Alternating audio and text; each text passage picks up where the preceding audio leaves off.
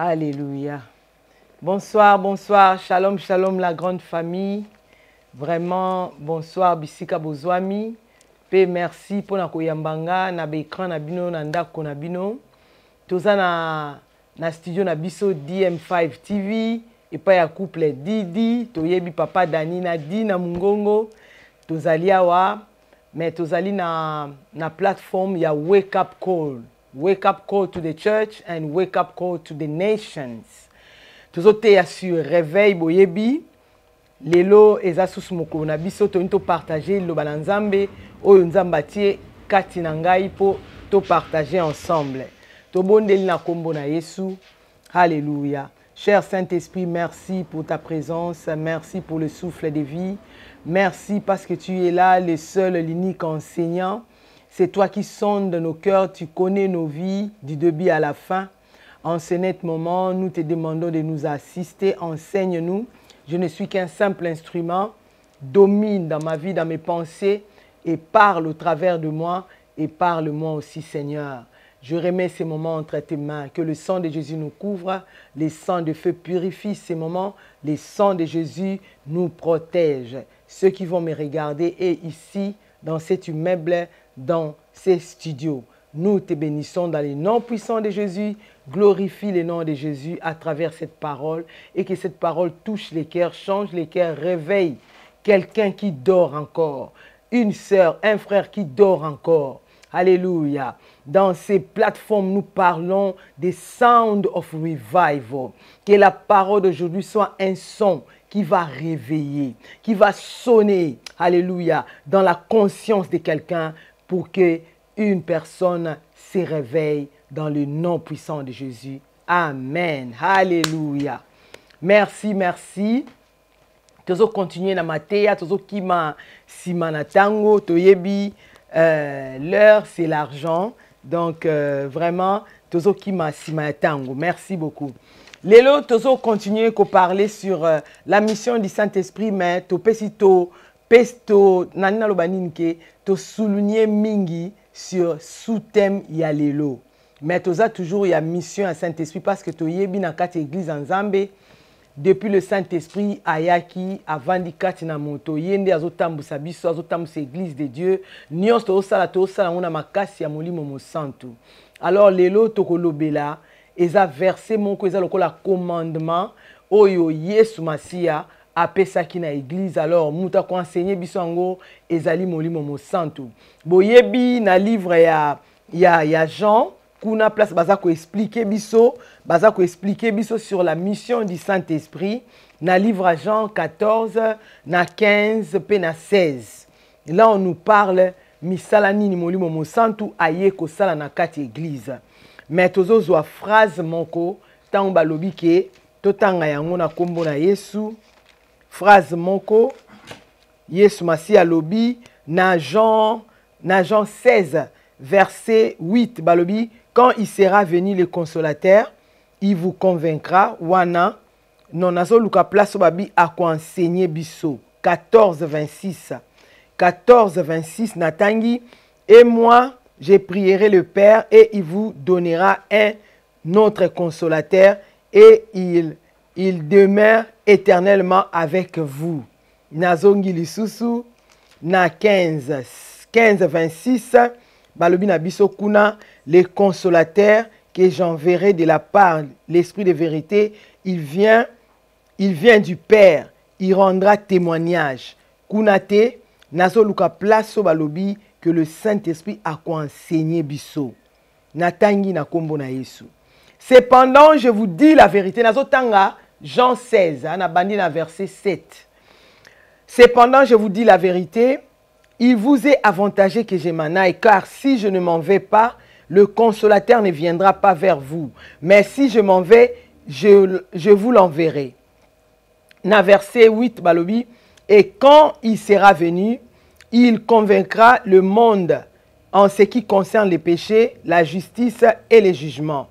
En ce qui concerne les péchés, parce que qui ne croient pas en moi. La justice, parce que je vais au Père et que vous ne me verrez plus. Les jugements, parce que le prince de ce monde est jugé. Na verset 12 à l'Obiboé. J'ai encore beaucoup de choses à vous dire. On a verset 12, il y a chapitre, il y a Jean 16. J'ai encore beaucoup de choses à vous dire, mais vous ne pouvez pas les porter maintenant. Donc, beaucoup de mema yangote. Nazana makamwe bele ya koyebisa bino, mais beaucoup de bomba yangote. Alors, quand le consolateur sera venu, l'esprit de vérité, il vous conduira dans toute la vérité et il ne parlera pas de lui-même, mais il dira tout ce qu'il aura entendu et vous annoncera les choses à venir. Il me glorifiera parce qu'il prendra de ce qui est à moi et vous l'annoncera. Alléluia. Toyebike molimo na nzambe yemdaza ko enseigner biso makambo nyonso. Quelque part, Yesu Masi alobi, quand il sera venu, il vous enseignera, il vous rappellera tout ce que je vous ai prescrit. Alors, nazui que yemta ko enseigner biso. Saint-Esprit mta ko enseigner biso. Aza ko enseigner biso sur la doctrine o ezali doctrine chrétienne. Aza ko enseigner biso ba instruction o Yesu apesi biso. Aza ko enseigner biso ba commandement ya Nzambe o ya pesi biso. Alors lelo tozo mona commandement moko. O molimo na Nzambe aza ko enseigner biso pe alingi biso to tiango en pratique. Saint-Esprit est là pour nous aider. To tia misala na Nzambe na misala. Parce que misala na Nzambe ba commandement na ye ba instruction na ye ezalaka po lobate. Eza poto zwango to comprendre pe to tiango na misala. Alors on a expliqué que sans le Saint-Esprit, on ne pourra pas comprendre, on ne pourra pas garder. Alors quand on ne garde pas, on ne peut pas pratiquer. Oyo alelo eza ninyango oyo Saint-Esprit alingi a enseigné. Totangi na Deutéronome. Ezali mibeko oyo utaki à partir ya Ancien Testament. Et utaki na Ancien Testament na livre ya Deutéronome tozomona Deutéronome 6 tozotanga na kombo na Yesu. Livre Deutéronome 6, versets Natangi 4 à 5. La Bible nous dit ceci, Deutéronome 6. Natangi na kombo na Yesu. Tu aimeras l'Éternel ton Dieu de tout ton cœur, de toute ton âme et de toute ta force. Nabandeli, tu aimeras l'Éternel ton Dieu de tout ton cœur, de toute ton âme et de toute ta force. Na Bible a balobi na biso boye wana eza Ancien Testament na Nouveau Testament toyoka ndenge nini ekotaki na Nouveau Testament elobami kuna na Ancien Yesu Masi a répété yango na Nouveau Testament mais ebandaki ndenge nini batunaki Yesu question toyoka réponse na ye. Alléluia. De tozotanga na Matthieu 22.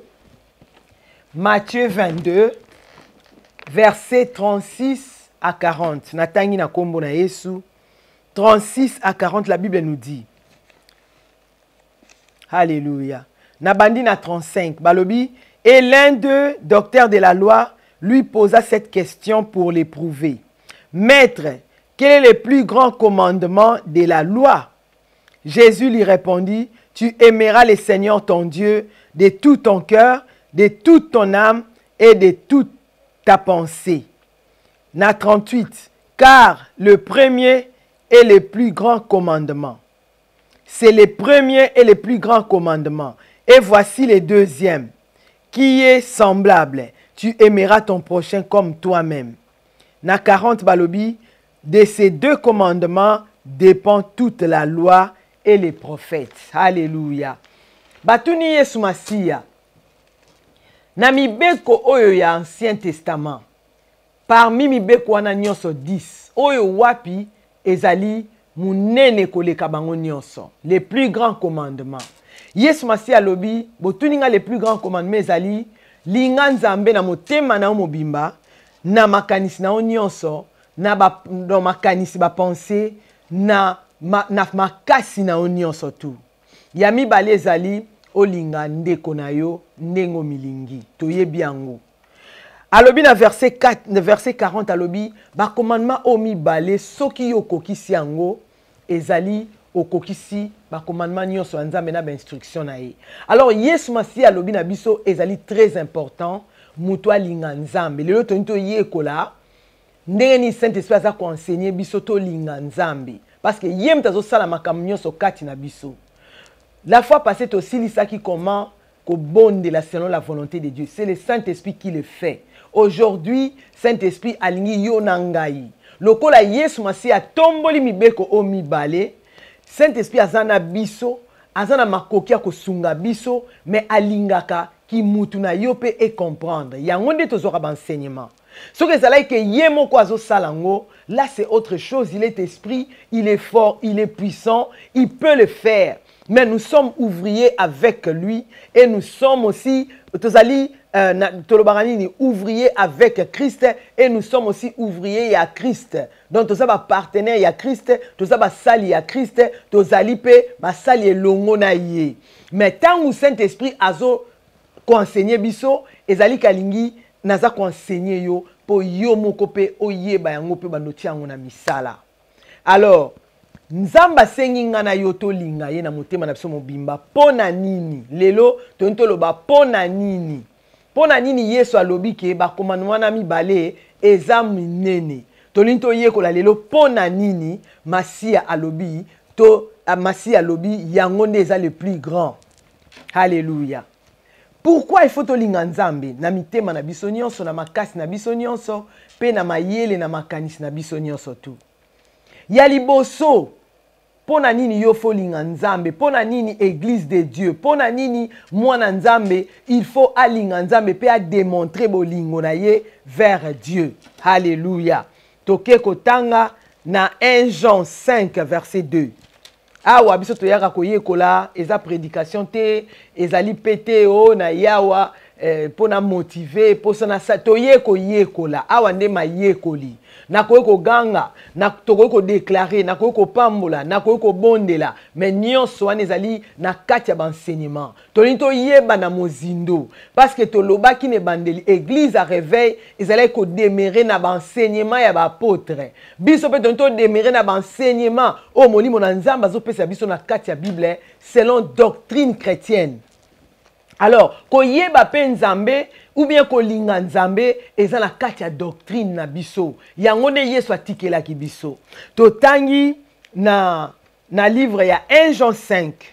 Totanga na livre 1 Jean 5 verset 2. Totangi na kombo na Yesu. Non, na sauté, nazotanga na 1 Jean 4 verset 19. Wana raison ya liboso pona nini foto linga nzambe. Pona nini ngana yo il faut tolinga nzambe. Na lobi 1 Jean 5 verset 19, la Bible nous dit ceci: nous savons que nous sommes des dieux et que le monde entier est sous la puissance du malin. Alléluia. Ezali, pardon, 1 Jean 4 verset 19. Na 1 Jean 4 verset 19, balobi pour nous l'aimons parce qu'il nous a aimé le premier. Alléluia. Wana Jean tazoloba. Alobi pona biso. To lingi nzambe po yende mutalinga kibiso mutaliboso. Yesu Masiya yebi. Ti azo pesa commandement na keze le plus grand parce que fondation nango ezali na lobanini. Fondation nango ezali yango na vie chrétienne. Alléluia. Nzambe alinga kibiso mutaliboso. Po yo yeba nzambe nzamba sa yeba kiyo. Omoni, nzamba sa linga kiyo. Bible lobi, Dieu a tant aimé le monde. Alinga ki nzambe, nzambe alinga ki mokili, alinga ki mutu, akanisaka mutu, alandaka vi ya mutu, na sala nini pona mutu.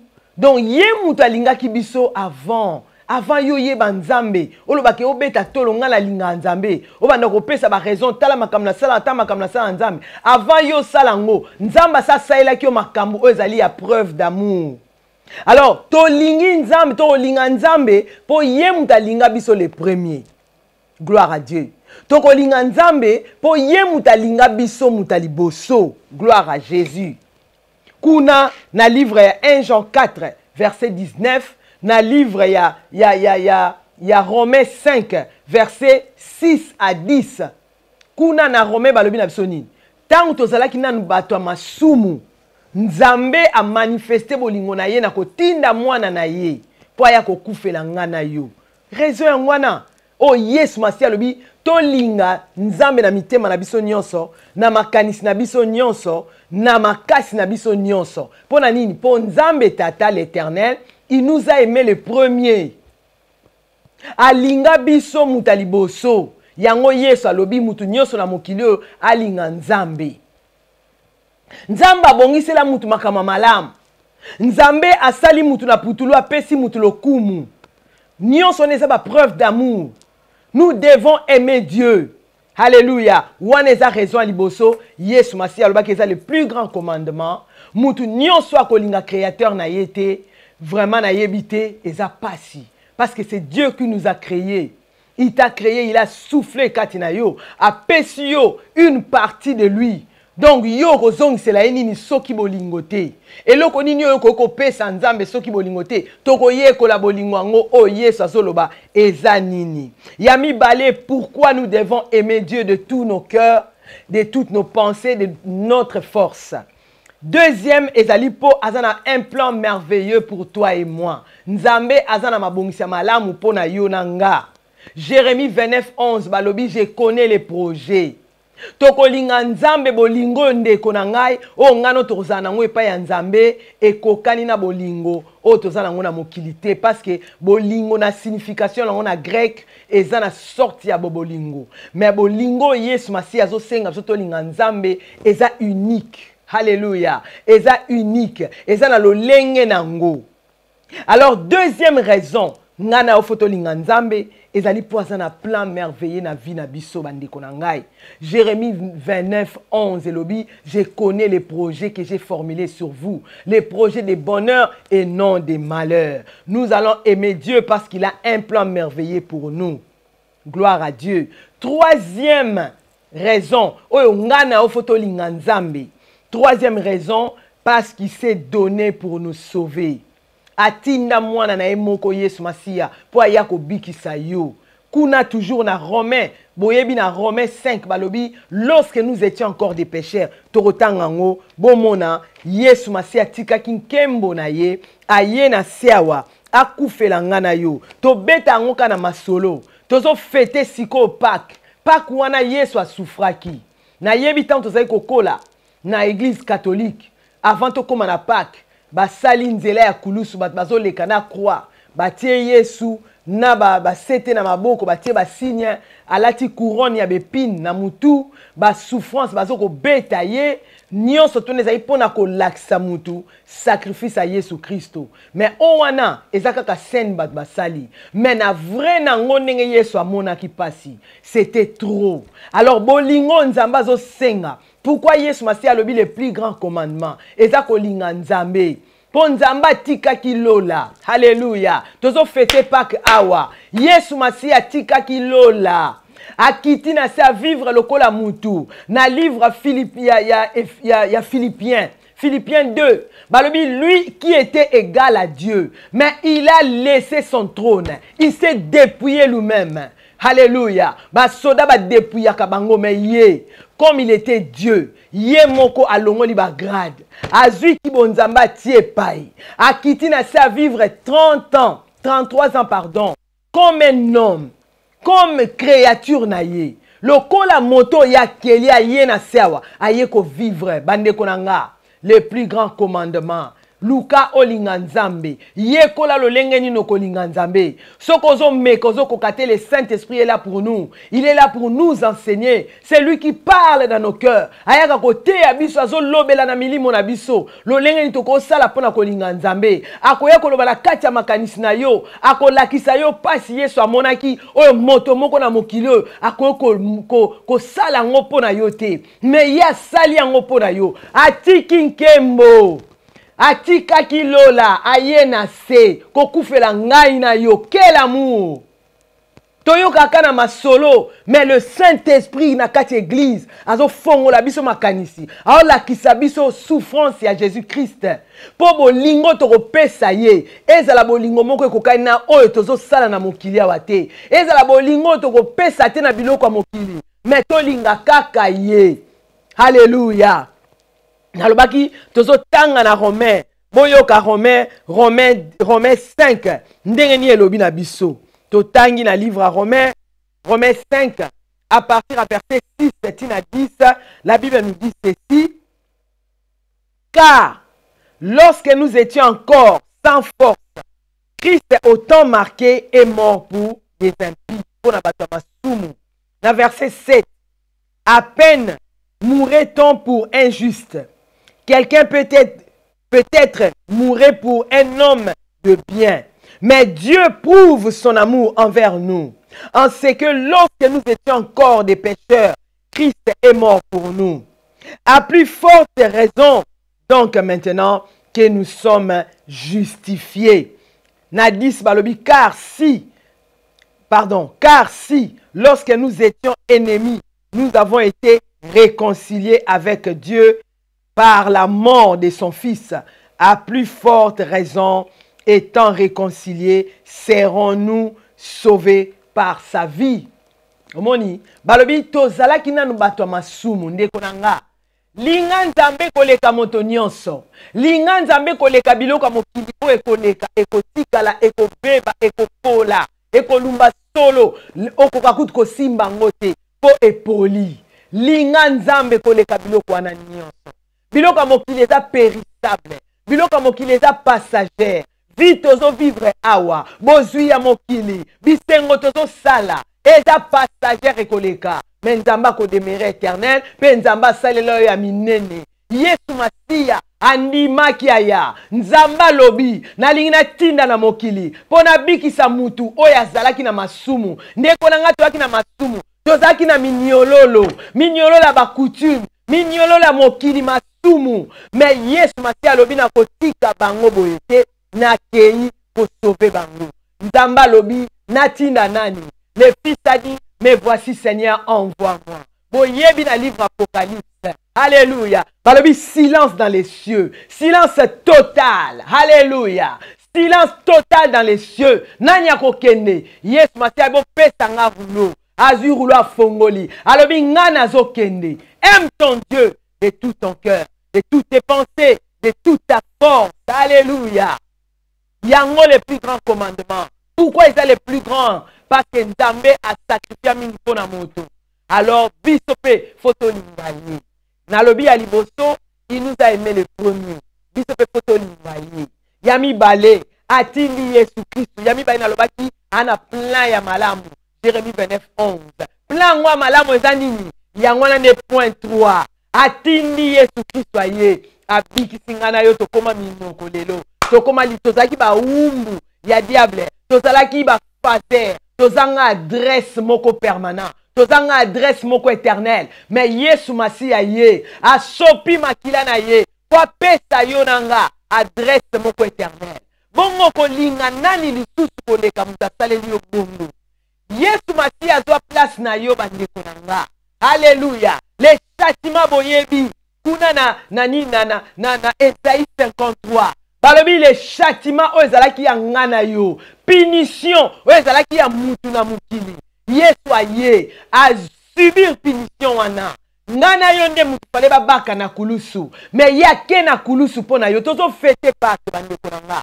Aime ton Dieu de tout ton cœur, de toutes tes pensées et de toute ta force. Alléluia. Motema na mobimba, makanisi na mobimba, na makasi na yo. Toko yeba, toko kita. Alléluia. Raison mususu pona nini poto linga nzambe. Oh wana kutu Yesu eko kufa. Toko kote yango. 1 heure du temps, 2 heures du temps, 3 jours. Tout ça, il va séminaire. Bible me parler sur le sacrifice que le Seigneur Jésus a fait sur la croix. Comment atika ki trône na ye. Na nkembo azalaki nango. Ba ange bazako adoré ye. Ngana yo awa kutu. Mwana yo moko bota. Eza na ba parents mususu. A saboté na ebana. Et la bana mususu ba saboté ba parents. Mais Yesu Masiya tika bisote. Soko tangi na livre Isaïe. Yoka Masiya ndenga toloba.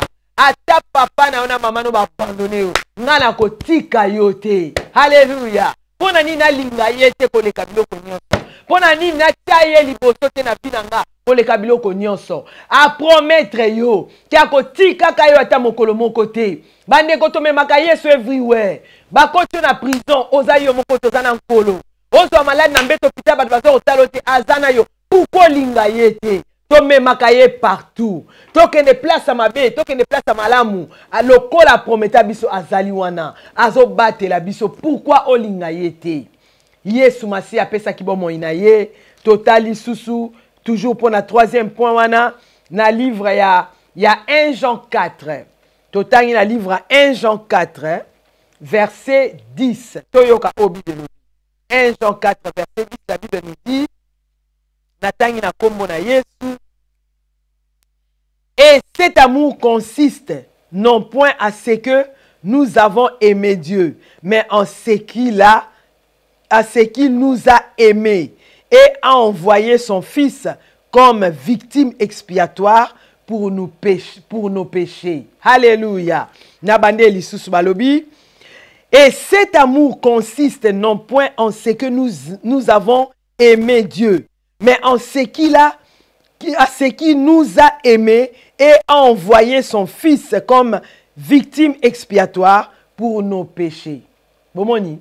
Donc, bolingo entre biso na Nzambe ezateke po biso to beta tolo ete biso to lingi Nzambe. Ozomona. Mais alobi bolingo Nzambe pa na biso azelaki na biso to linga yete. Mais bolingo na ye ezalaki ke yende mutalinga biso pe azwi mwana na ye moko na likinga. Yesu Kristo azalaki Nzambe na lola. Mais atiki trône akiti na siawa kwa bikisa ngana yo. Bande kona ngai masumu eza kufa kati na mutu. Kibo umbwa famille, ya balia famille, eza pasi, blocage vina yoko kene liboso te. Ba ordonnance, o eza yiko condamné biso, na liwa ya Yesu Kristo, nzamba salini a effacé yango na makila ya nkolo. Pourquoi pas aimer Dieu? Pourquoi pas aimer Dieu de tout ton cœur, de toutes tes pensées, de toute ta force? Yango Yesu alobi eza le plus grand commandement. Parce que commandement mususu yate o ya ko pesa so kaka yo étant que créature olinga créateur. Commandement mususu yate o Yesu ko pesa yo soki yo te mutu pamba oyo mutu oyo diable akokai ko sakana na elo ndenge nyonso bongo nkolo ya bateli yo bongo nkolo ya koteli yo bongo nkolo ya telemi na vina yo bongo ke no kolinga yete bandeko nanga yango na ne Yesu alobi linga mutalonenge bongo oya pesi bomo ina ye pona yo oya tiki nkembo na ye pona yo oya so batela yo kino lelo haleluya alobi linga ina motema na motema wana eza troisième point. Quatrième point, pourquoi biso poto linga Nzambe toko linga Nzambe pona milinganga haleluya ndeko na nga soko lingi mutu akeli yo te yango no mona toza ko se plaindre pona nini azolo boye pona nini miso salinga boye pona nini naza makolo boye tala muninga tala mantaka na nga boye naza nga suki tala nga boye tayo falenga mnazala na tayo pona nini po olingi Nzambe te wana ezo prouver te ko lingi Nzambe na mokili oyo. Si nous parlons de l'amour entre nous bandeko nanga, même la Bible dit que l'amour couvre une multitude de péchés ou bien une multitude de fautes. Combien de fois muto lingi mingo zo kote na? Combien de fois? Yem ta salibo yete. Muto yo lingaka na mukilo asala kama kamalam. Ata zo sala makamabe pona yo asala kama kamalam. Bomoni. Donc soki yo lingaka Nzambe okomi linga. Okoloba ete Nzamba salinga kitoko. Ata bat balobi tala miss no botala botika ngai. Elongi na ngai eza boye Nzamba salanga bien bandeko nanga. Pona nini? Po linga Nzambe mi. Donc pona yo Nzamba sali ata faute mon côté. Asali yo malamu, oza parfaite, oza parfait, oza bien, biloko nyonso na nzoto na yo eza malamu. Totala David, roi David, oya lela Nzambe tina 100. Boyo ka psaume ndenga komi. Na psaume 139, toyoka ndenga lobi verset 14. Waneza roi David, po alela Nzambe. Bandeko na nga Yesu alobi eza le plus grand commandement po ezali source ya makambo nyonso. Eza base ya makambo nyonso. Yango tozo pesa ba raison Pourquoi lobi tolinga nzambe na mitema na biso mobimba na makanisi na biso nyonso na makasi na biso nyonso. Alors quatrième point zali pona milinga, pona linga ka créateur nanga. Soko lingi moto akelio okomilinga ndengo za. Ata otali boye naza nzoto nangeza na oyo muninga naza na ngote mena komilinga pona yebi ya linga kinga le premier nga pe na lingiye donc asali makamwa malamu asalinga ekelamu kitoko wana David mutaoloba na Psaume 139 verset 14 alobi boye je te loue de ce que je suis une créature si merveilleuse. Tes œuvres sont admirables et mon âme les reconnaît. Alléluia. Dans verset 14 à l'obi, je te loue de ce que je suis une créature merveilleuse. Tes œuvres sont admirables et mon âme les reconnaît bien. Alléluia. Boyoki. Alobi nazo kumisa yo nzambe po salinge kelamu kitoko. Naza kitoko, naza malamu, une créature si merveilleuse, une belle créature. Motema nange yebiango ke misala na yo ezali kitoko na kotala. Tes œuvres sont admirables, very nice. Ba misala na yo, nga nazo reconnaître. Pourquoi tu les reconnais? Parce que tu l'aimes. Alors, Yesu Masialo ayebi ke mutu alingaka nzambe akomi linga. Ako accepter ndenge nzamba saliye. Po ako yeba ke nzamba linganga, ngape na lingi nzambe to lingana, alors asali ngai selon bolingo aza nango pa na nga. Yango Yesu alobi eza le plus grand commandement parce que alingi ayebi ke mutu alingi nzambe na motema ne mobimba na makanisi ne nyonso akomi linga. Wana eza 4e point. 5e point. Pourquoi Yesu Masi alingi to linga nzambe? 5e point zali, pardon, po yo okokisa. 2e, parce qu'après ça qui des commandements. Alobi aliboso, linga nzambe na motema no mobimba na makanisi na makasi na yo. Yami bala lobi, linga mo linga mina yo. Ndeko nanga, yo mi lingi to keno linga mutu ndenge. Bible lobi, on donne ce qu'on a. Tu n'as pas de l'amour pour toi-même. Comment est-ce que tu vas donner cet amour-là na prochain? C'est impossible.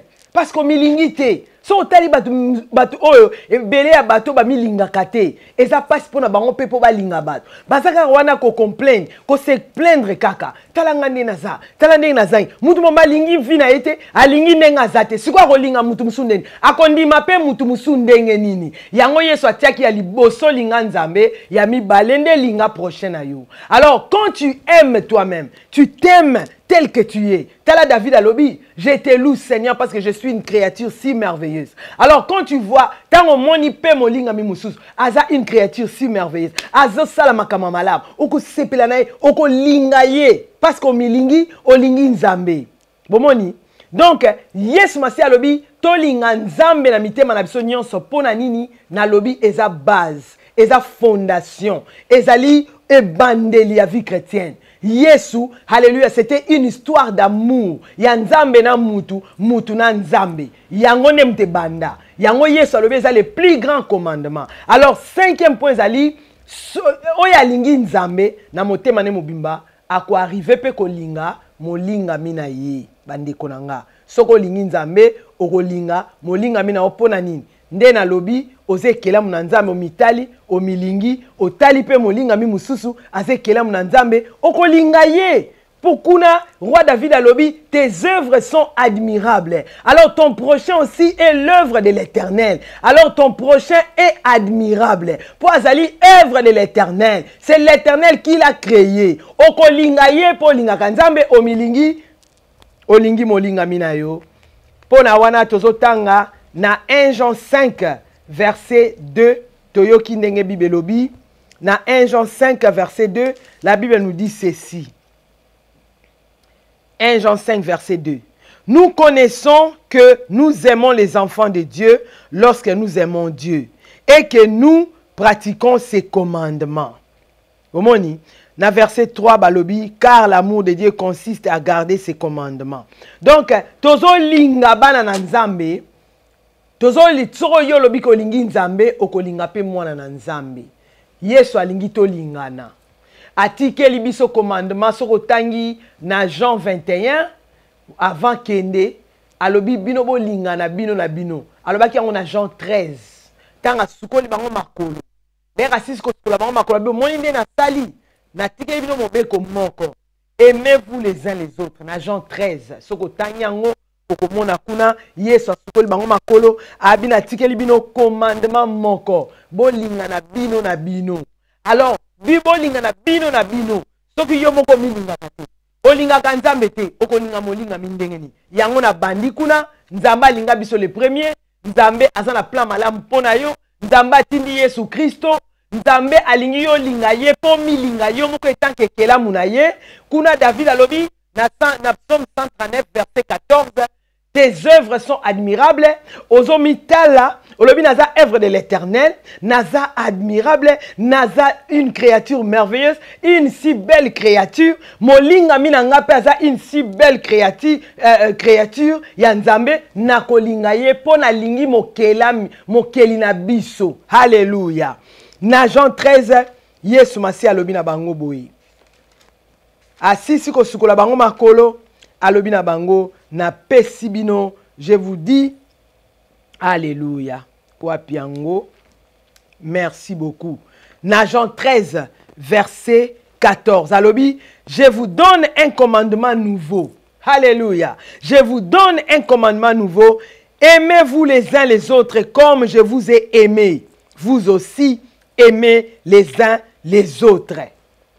Na 15, balobi, à ceci, tous connaîtront que vous êtes mes disciples si vous avez l'amour les uns pour les autres.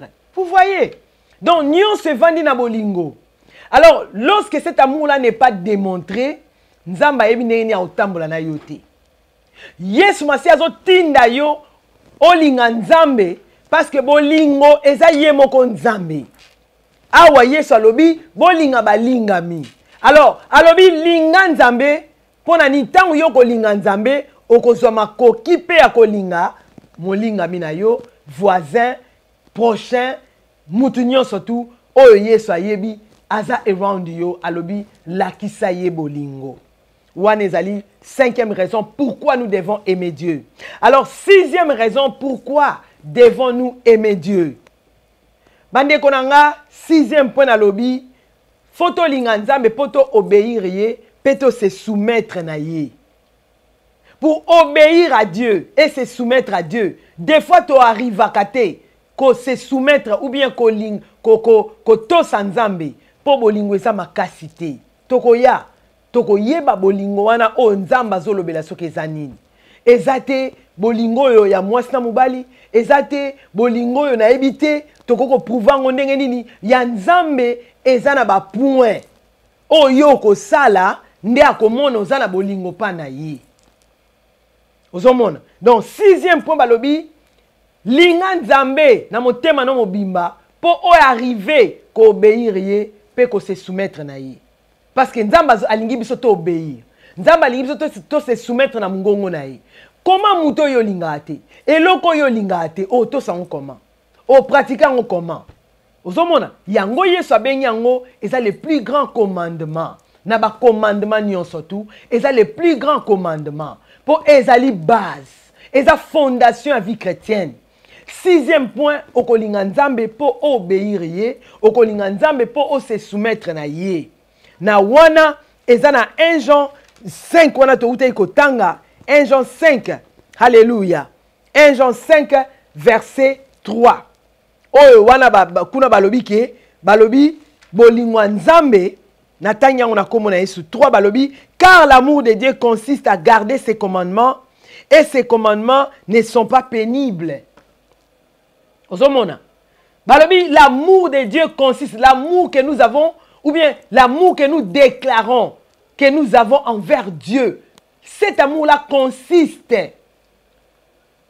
à obéir à ses commandements, à pratiquer ses commandements. Alors pour Dieu, quand tu as l'amour envers lui, c'est quand tu pratiques ces commandements. Alors nous devons aimer Dieu pour que toi arrives à obéir. Muto yo lingaka mingi bandeko nanga nyonso akotinda ozo sala. na makambo mabe oyo esengeli mutu asala te osala yango mpo na nini? Mpo na bolingo. Alors nzambe alingi tolinga ye mpo ntango azopesa biso mibeko tokotosa yango sans contrainte, tokotosa yango sans murmure, tokotosa yango na esengo mpo nalingaka mutu wana. Napesi exemple na mokili oyo mutu olingaka mingi azotinda osala makambo eza na nzela te me ozosala yango, mais oyo ya nzambe azosenga biso eza na nzela ekomema yo na destine na yo, ekokotisa yo ekomisa na destination moko, ekokotisa yo na plan na ye. Alors toza obligé ya kolinga nzambe. Nalobi tozo fete Pâques bandeko na nga. Pâques wana Yesu alobi aime ton Dieu. Lakisa ye bolingo na motema no mobimba na makasi na yo nyonso. Wana ezalaki 6e point. Kuna balobi l'amour que nous avons envers Dieu consiste à obéir à ses commandements. Ba mibeko na nzambe ya kotia loba na nzambe na misala. Tango zo sala ngo nzamba monyo zo linga ye. Soko zo sala ngo te po na nzambe olinga ye te. Nalobi ezate ndenge tozalaka wa chéri na yo to mwana na yo to ndeko na yo ozolakisa bolingo na kosomba, ozolakisa bolingo na kopesa mbongo, ozolakisa bolingo na ko visiter, ozolakisa bolingo na ko accompagner banzele belé. Oui, wana eza ya biso na mokili, mais nzamba za na lolenge na ye alingia mona biso to lakisa babil to poser ba acte wana po ye andimake yo nanga tolingaka ye. Alléluia. Pourquoi nous devons Dieu, nous devons aimer Dieu de tous nos cœurs, de toutes nos pensées, de toutes nos forces. 7e point, ezali po o arriver qu'au vivre une vie de sacrifice. Notre vie avec Jésus-Christ, ezali vie à sacrifice. Vie ya ko souffrir pe pour na Christ bandeko na ngai. Alors si tu n'aimes pas Dieu, au kondimate combien ba abandonna kolanda Yesu? Pour ba souffrance, ba comment ba souffrance, ba linko se sacrifier te parce qu'il ba lingi nzambe te na mitema na bango mobimba, ba lingi nzambe te na makanisi na bango pe na makasi na bango nyonso. Bande kolanga ta babi motema wana motema balobi su ba penser wana eza makam spirituel, mais tant babi aime ton Dieu de toute ta force wana comme ba sacrifice et comme physique. Physiquement comme ça, c'est que nous faisons. Na outi musala, le quoi na ki na rendez-vous à prière boye, esprit na nga fona kende kaka. Bozo mona, wane za force bazol ba force te yo ya molimo, force na yo physique comme ça. Force na yo que no sa ila musala. Force na yo au télémaka longtemps, 3 heures du temps, 4 heures du temps na ndaku nozo sala musala, wana force oyo eza physique. Bozo mona, directement ila kisi bazo tina biso to se sacrifier pour Nzambe. Bazo tinda biso to payer ba prix pour Nzambe. Alléluia. Na uti musala na ke veiller, na uti veiller na zongi na pemi muke. Fallait to kende bo pour Nzambe na kei force.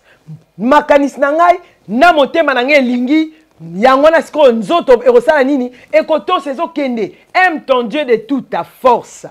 Balobi na biso. Yesu masi alobi ezali commandement ya liboso na motema na ba pensée pe na nzoto eza na ba chrétien belé na kati ya église toza ko se sacrifier pour to prouver nzambe to lebisa eke to lingiye mais eza kaka moko wana te yango moni nazo tia ba raison nyonso tu wana mbato bazo pratiquer biloko wana nyonso o milingi olingaka prochain na yo nyonso tu wana ezolakisa olingaka nzambe oza ko se sacrifier pour la musala na ye elakisi olingaka nzambe bomoni nde nzambe azwelaka biso ndenge tolingi ye ndenge na bina mokili ozokaba ozokende ko assister mutu abengi yo ozoservir ye abengi yo yo wana oke répondre na ba besoin na ye nyonso tu wana eza ana mokinde tolakisa bolingo mais pona kolakisa bolingo epa nzambe eza makambo eza na kati ya Bible alobi soko lingaka nga tosa mibeko na ngai soki yo loba kolingaka nzambe il faut tosa mibeko na ye.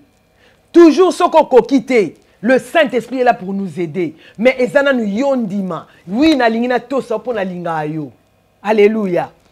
Alors, oya sacrifice, na zana verset moko, na kanisa ki na komite mais gloire à Dieu po ezalaka na mutu, na Philippiens. Totanga na Philippiens, verset wana ça dit beaucoup, ezoloba mingi ezolakisa biso comment andimi ko se sacrifier pour na Yesu Christo. Philippiens 1, verset 29. Na komango son asili ici. Gloire à Dieu. Loko les akanamutu na Philippiens 1, verset 29 balobi boy. Alléluia. Éphésiens. Nazolo ba Philippiens na fungol n'Éphésiens. Alléluia. Philippiens 1, verset 29. Balobi, et cela vient de Dieu, car il nous a été fait la grâce par rapport à Christ, non seulement à croire en lui, mais encore de souffrir pour lui. Dans verset 30, en soutenant le même combat que vous m'avez vu soutenir et que vous apprenez maintenant que je soutiens encore. Oezali apôtre Paul Mtaoloba.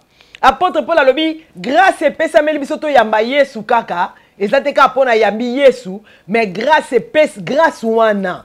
Et pesa mela bisope poto souffrir pour na Christ. Alors celui qui n'aime pas Dieu na force na ye physique a kokate ko luka ko souffrir pour nankolo, a kokate ko se sacrifice pour nankolo, ko se sacrifier pardon pour nankolo, a ko ça le sacrifice te parce qu'alinga nzambe te. Si tu n'aimes pas la personne, tu ne peux pas te sacrifier pour. Jésus-Christ nous a aimés, c'est pour cela qu'il s'est sacrifié. C'est à cause de l'amour qu'il avait envers nous. C'est pour cela qu'il a accepté de se sacrifier, de monter jusqu'à la croix. Alléluia. Il a accepté la souffrance. Et cette souffrance-là, yeba kiango. Et son memaye qui non la Golgotha. Mais animi ango parce qu'il avait l'amour envers nous. Alors, yo pesa na bolingo epai na nkolo. Bolingo na ya kotonda. Balobi ya de tout ton cœur, de toutes tes pensées. Yango ne comme appelle de toute ta force. Soka tonda na motema na yo, okanisaka eler nyonso. Na tango zo souffrir pona yo ko yoka kutu pasi wana te. Apôtre Paul alobi. Alobi grâce et paix sameli biso kaka poto yamba Yesu te. Mais ko souffrir pona Christ ezape grâce. Bande konanga. To linga nkolo. Yesu a souffra pour ngana yo pour a démontrer bolingo. Nzamba zo zela ngana yo peut démontrer na ba période de souffrance to vivre. Est-ce que yozo telemika ka wana pour démontrer bolingo malgré souffrance? Sacrifice o ya nzoto. Yango na ezotina biso to pesa bambongo na biso na musala nzambe. Ta musuna na sombe lokobo na somba poudre mon habité na sala ngo pona nkolo. Sacrifice de toute ta force. De tout ton cœur, tes pensées. Yesu azawana kaka liboso na yo. Yo zalaki liboso a Yesu. Yango koma kitina croix. Alors l'amour que tu as envers Jésus, ce qui est qualité, ce qui peut vendre na ba pensée na ote, tondi si ba pensée na ote, tu n'arriveras pas à te sacrifier pour le service de Dieu. Tu n'arriveras pas à mettre Dieu le premier en première place dans la vie na yo parce qu'il n'y a pas tant d'amour. Le Seigneur Jésus n'a pas dit aime ton Dieu seulement comme ça, de ton cœur. Non, de tout ton cœur, de toutes tes pensées. Donc le Seigneur doit occuper tout ton cœur. Le Seigneur, il faut occuper toutes tes pensées. Ne yango siko force. Nanzoto na yope oko sala nini obandako koko bimisango bandako koko utiliser force wana pona musala na ye. Masi ya Yesu Kristo akeneki na croix na lobi. Parce que tu étais là dans ses pensées. Bande konanga. Yesu azali komona souffrance te. Parce que tu étais là dans ses pensées. Atikilo la ye. Akokisi yango. Parce que tu étais là. Toujours. Tous les 33 ans yaki. Na moment tu es en anglais. He lived to die. Ti abotamaki azo vivre ayebi ke na ye kokufa bande konanga. Quel grand amour. He lived to die, rejected and alone, like a rose trampled on the ground. He took the fall and thought of me. Il a pensé à nous, il pensait à nous. Donc, moi et toi, l'homme était là dans les pensées de Jésus-Christ. Il a pensé à nous. Et le kola to tonda ki na makanisi na ye. Yangwana nde pesa ki force a komati na croix na zo epesa bino bande konanga. He lived to die. He was living in this world, but he knew I came to pay the price. I came to give my life. He lived to die. Yo ndenge zawana ozo vivre yebake na ye na mukilio pona kufa pona bana nanga. Na ye na mukilio pona kufa pona mutu boy. Mi Yesu ayeba ke na ye na mukilio pona kufa pona mutu. Ake na jardin de Debo yebi. Père, ce que c'est possible, éloigne de moi cette coupe. Éloigne de moi. Et ça passe dans nzoto. Étant que 100% homme. Alléluia. 100% homme. Il s'est sacrifié. Amoni munene gravité alikambaye ko sala. Nangomba na jardin. Alléluia. Ya Gethsemane. Na le bata jardin d'Éden. Na Gethsemane. Alors Père, si c'est possible, éloigne de moi cette coupe pour amoni siko vision na ngondengeza. Bako beta ye ba sete na nzoto na molimo te. Anyo kwa mi na nzoto na molimo te. Nyonso wana po yozwa liberté. Nyonso wana po za la sumo umbwa mokilité. Ni ya masumu. Po apesa yo elonga liboso na nyonso na mokilio. Aime ton Dieu de tout ton cœur, de toutes tes pensées, de toute ta force. A salela yo o moto moko te la mokila koko sala. Alors, Jésus-Christ nous demande d'aimer Dieu comme cela, de tout ton cœur, de tous nos cœurs, de toutes nos pensées et nos forces. Ponanine, poto zwa makoki ya ko se sacrifier. Parce que sans amour, tu ne peux pas te sacrifier. Quand il n'y a pas tant d'amour, tu n'arriveras pas. Na ba problème eko ya, est-ce qu'on retient musala nzambe liboso? Tangu yo zangi mbongo, ozaka na muke. Est-ce qu'on pesa to ko pesa te? Nyonso wana to sala ngo parce que nous avons l'amour. Nous voulons prouver notre amour envers notre Dieu. C'est pour cela que nous avons arrivé à se sacrifier. Alors, 7e point, Jésus-Christ nous demande d'aimer Dieu. Namité, manabiso, na ba pensée, na force, nabiso. Pour épaisser sa biso makoki, yako vivre vie wana ya sacrifice. Apôtre Paul alobi awa na Philippiens 1:29 alobi ke eza grâce pour na biso ko souffrir pour na Christ. Eza grâce tozo kita kuna na oyebi sabino bénéfice to avantage yako linga nzambe yako koksa onyonso yako linga prochain yako souffrir pour na Christ. Bande ko na ngai. Yako se sacrifier pour na Christ. Eza na avantage, eza na bénéfice. Yes, alléluia. Donc, aime ton Dieu de tout ton cœur, de toutes tes pensées, de toute ta force. Épuiser énergie oyo. O nzamba tie na nzoto na yo. Kabola yango. Ndambu ezo sala musala pour vivre. Na mokili oyo, ndambu ezo sala musala ya nzambe. To vivre bongo, to mélanger nyonso. To sa ela nzambe to kepe musala tozo vivre pe normal na lamba ka pe na ndaku na nga musala nzambe pe na osala na jena ka pe na o prier pe na zo pesa pe mbongo na nga ndambo ndam tozo lia na ndaku nyonso tu wana nzamba lingi to laksa bolingo koto yo énergie apesi yo ozu pe énergie ozo pe ko utiliser ngo pona ye pona musala na ye. Pourquoi? Parce que tu l'aimes. Tu veux prouver ton amour envers lui. I love you back. You love me in the first place. I love you back, Jesus. I love you too. He lived to die. Il vivait dans ce monde. Il savait que je suis venu mourir pour le monde entier. Nanyangwa koko accepter ma kamande ngwana. Moi, je ne peux pas. Ngana koko accepter te. Nazana bomo ipo na ye, po na kufa, po na bado, po na zong sabo. E kotika la ko sala matin na histoire. E salama mbala moko e silinde ngwana. Mutu moko te na mukila koko salango. Petango asali yango ndeko nanga, ngana yo to koma libre, to koma munoko. To tiela pe diable lo lendo. Bandeko nanga, bomoni diable, to tiela ke lo lendo kati na Yesu. Libanda na Yesu, keba na diable. Aza puissant. Le diable est puissant, mais il n'est pas le tout puissant. Aza puissant, diable on a bomonaka. Soka kangi mutu catch. A posséder mutu po mutu wana bima. Problème pas si tala ba vie na biso ndenge ezokende. Tala ba vie na biso ndenge ezokende, tala ba vie ya batu ndenge ezokende. Wana diable kangi. Balobi le monde entier est sous l'emprise du diable. Le monde entier est sous l'emprise du diable. Boye biango na Apocalypse babi diable ba buaka na seawa. Siko imagine toi to va na mokilo place ba buaka diable. Batu musu batuninga babi Mama Joyce. Bon point nzamba buaka ki awa tindi biso pe awa. Et ce problème te Na Apocalypse kuna ba bwaka ki, c'est ça problème. Pourquoi na livre à Luc balobi nini? Hey, la livre à Luc to Matthieu étant bazo parler sur venir à Jésus-Christ. Berger. Hein? Ba berger bazo kengela ba patele anja ya lobinini. Et sengo na mokili. Mukolo ba bwaka ki dia balobinini. Malheur à vous la terre, car le diable est descendu vers vous. Mais mokolo yesu abotamaki. Oya yaki. Ayaki a vivre aye bakena ye kokufa. Mukolo abotamaki anja lobi. Et sengo na se pour être le sauveur aîné. Alléluia. Pas que tu fêtes oyo. Yesu a payé qui prie. To fêté pas koyo, to déclaré, naza délivré, naza mozui, nazongisi. He came here. He knew that I came to pay the price. I came to give my own life, my blood. He shed his blood to set you and me free.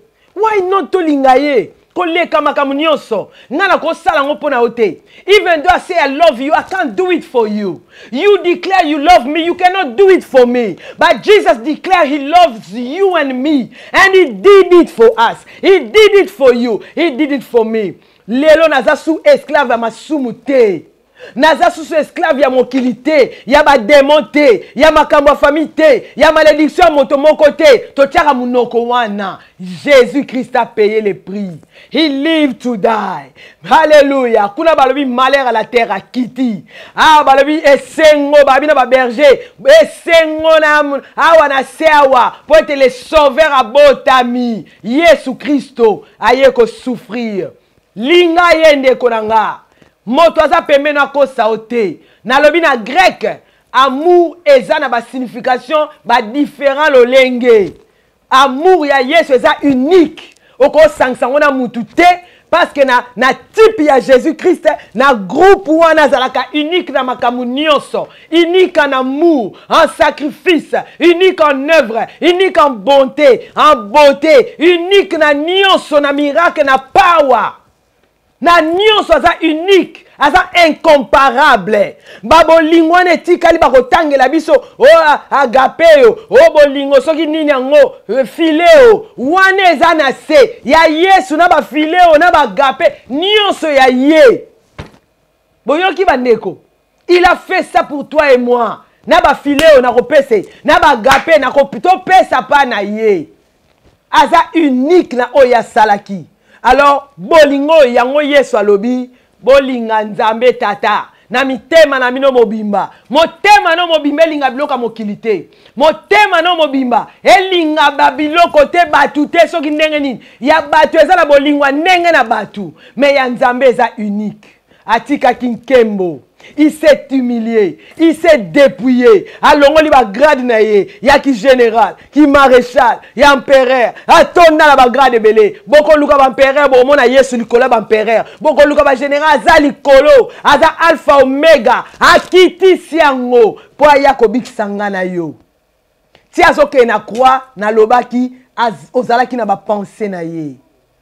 Na zwa likambo na révélation, na prière na za obondela. Saint-Esprit a quitté l'ingangona mutu. Alors bien ngai Yesu akokaki parce que yo mama Joyce ozala iwana. Ao talondengo zo souffrir. Ao talondengo kangama. Alors bi mwana na lingie mingi. So na kangi mutema te. De toute ma force. Faut na épuiser force nanga. Na kanga mutema. Pour ceux qui na kai mutema te, mama Joyce a continué kozala esclave. I was praying that day. The Holy Spirit gave me this revelation. He just came and put it in my mind. I shout, I was praying. I said, oh, thank you, Lord. Hallelujah.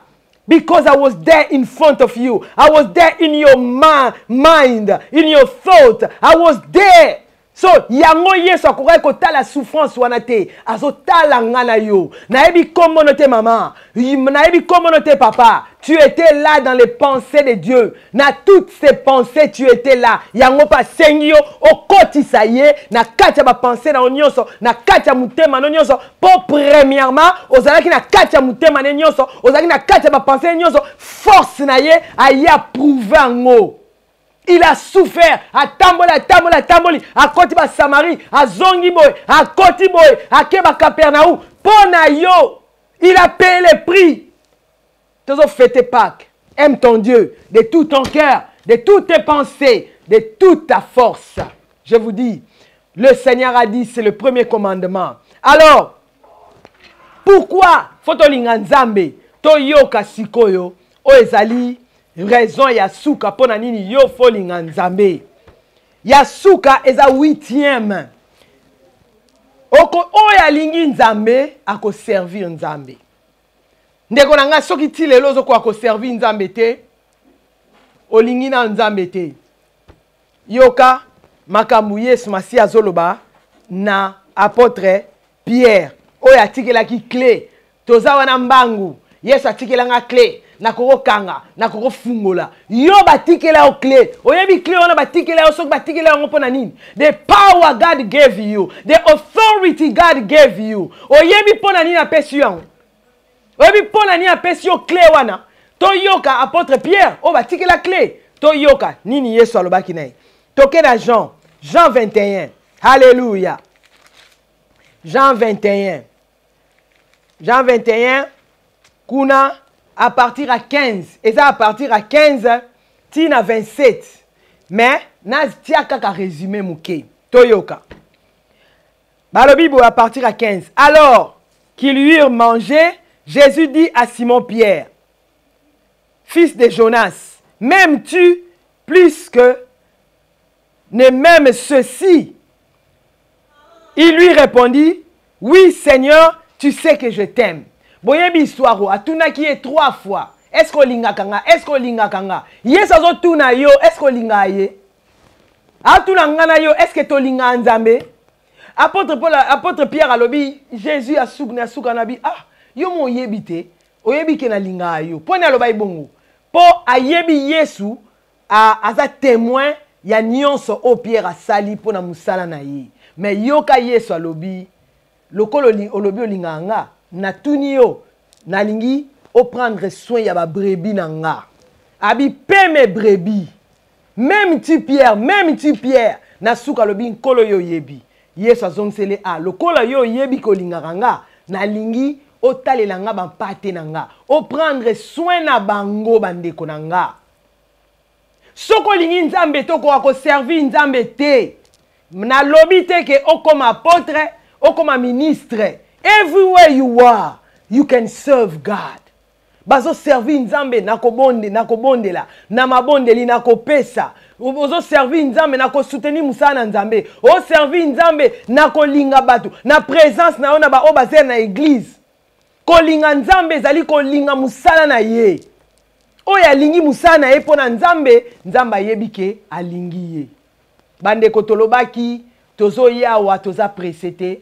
Maté na komaki o ezali première partie to suki apona lelo to continuer na suki si na ba raison pona nini Yesu alobaki tolinga Yesu na mitema na biso mobimba na makanisi na biso nyonso pe na makasi na biso nyonso tu na suki si awa 8 points o nga na pesi eza na ngwebele to ko saila ngo séminaire mosala nzambo azui o ngai Seigneur apesi nga yango na eko partager donc point ya suka 8e Yesu masi alobi na Pierre soki olinga kanga tala musala nanga biso bato kumisaka batikelanga clé nazana power batikelanga autorité Yesu atika ko autorité pour atikelo responsabilité atikelo église na ye po kengela o lesaka bampate na ye o lesa église na ye o kipe église na universelle église na local yango nda pesi o power wana nzamba bebisaka oya ye pamba te bomoni na mapa alobi bolokota nzamba linga gaspillage te tozo kumisa naza na nguya na autorité na simbikle ona kanya na likolo bakangi ona fongoli kuna likolo bafongoli bapesi yango po okengela musala na ye bapate na ye o baza na ndaku na yo mama chrétienne papa chrétien o baninga na yo kengela bango batela bango eza kaka te ozala ministre everywhere you are you can serve God you can take care of people of God yango clé bapesaki Pierre nazo tikela yo clé est-ce que linganga lelo ba passer musu ba pesi bango nguya ba osela ngo pona bango moko pona ni po ba linga nzambe te oya linga nzambe occupé business ya father Jesus abi don't you know that I'm doing my father's business Nzamba ko peso responsabilité sans apesa yo. O ezali provision ya musala wana. Yango clé ba pesa ki Pierre. Ngano to kumisaka. Na mwana nzambe na power, am powerful. Na zone autorité son na lobby na lobby. O lobby po kengela ba pate. O lobby po o peuple o ezali kingdom of ya God. O bate la ko soutenir ba ministère. Yango ne ba pesi o clé wana. Apôtre Pierre, batuni ye olinganga ndeko ngana yo to linga nzambe. Est-ce que tu vas prendre soin ba pate na nzambe? Tu vas prendre soin ba église place tozali? Tu vas prendre soin ba nzambe dans l'ensemble? Merci. Nasuki a pona lelo. To partager ki sur to linga nzambe koleka nyonso. Na makanisi na ba désir to continuer by the grace of God next week na mawana nzambe. Nasuki awa to bondeli nzambe na mawa merci pona pokwa lelo. Holy Spirit, we still need the power of revival. Tolingi to lamuka, tolingi matea oezo ko lamusa. Tolingi matea oezo sonner na kati ya ba pensée na biso, na kati ya ba conscience na biso, po ba conscience ba pensée na biso e lamuka ko lamuka. Molimo na nzambe to kota na plan na yo. Molimo na nzambe to kota na kati ya loba na nzambe. To sepelisa nzambe, to linga nzambe. Send your revival in my life. Send your revival in my church, in my whole family, in my house. Send your revival. That power, I need that. Kangela nga batu moko bona coin. Simba saisir mitema. Les gars go convaincre mitema. Via repentance et contre l'église. Alléluia, corps du Christ. By your power. Na makasite. Yako inventé te. Yako forcé te. Poso to forcé to kotika na nzela. Mais toi na posa ya power na yo. Send your power in my life. Send your power in the church of God. To bondel na kombo na Yesu ndeko pambolama. Nzamba mona yo. Moi to kote za ya résurrection elanda yo. Linga nzambe na motema no mobimba. Thank you. I see you when I see you by the grace of God. Thanks. God bless you. Amen. Thank you.